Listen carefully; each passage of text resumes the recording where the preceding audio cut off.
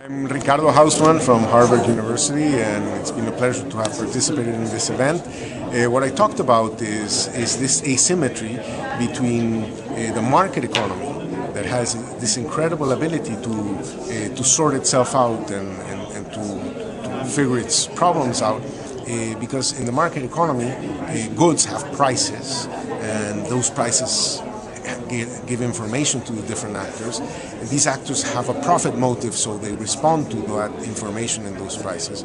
And then there are people lending money here and there to those that are going to be profitable, so that resources move to where the information is signaling that things are needed. So that part of the society has sort of like an automatic mechanism, a response mechanism.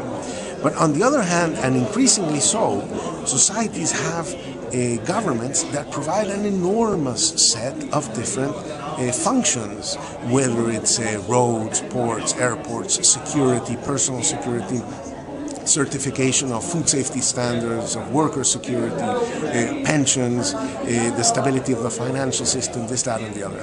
Now, that system needs also information about what's working, what's not working. It needs incentives to respond to that information, and needs to mobilize resources so that the problems identified and that have an incentive to be responded to have the resources to do so, just how the market does it.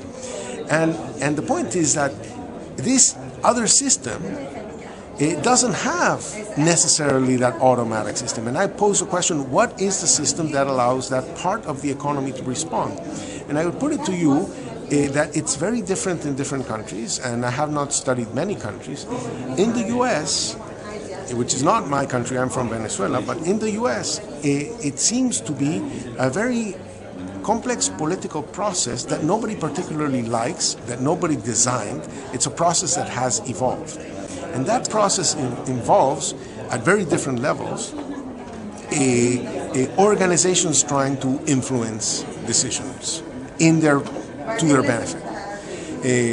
There are 500,000 people elected in the US, of which only 537 are elected at the federal level. If we just look at that 1 in 1,000 group of people who are elected, say in Congress, they actually have 228 committees and subcommittees that are having 228 simultaneous conversations. Facing that committee, 228 different committees in Congress, are 22,000 registered lobby groups.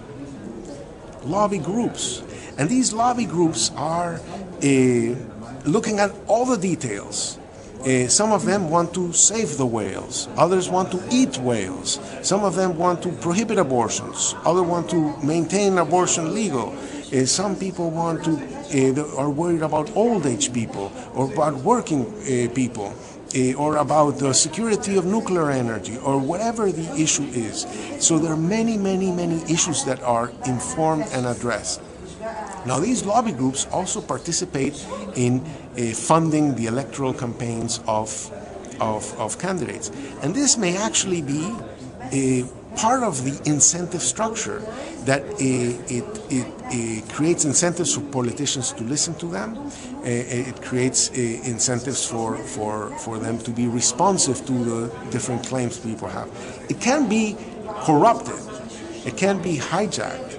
But it's more likely to be hijacked if there are 3 lobby groups than if there are 22,000. Because when you have 22,000, you typically have lobby groups on both sides of the issue. Each side is putting their best argument forward, and the politician then suddenly finds out, gets educated very quickly as to what are the pros and cons of the issues on each side of the argument. So I would put it to you that in order to have a functioning political system, you have to open it up to the possibility of many people participating in the process, so that you have something like a political market accompanying the economic market.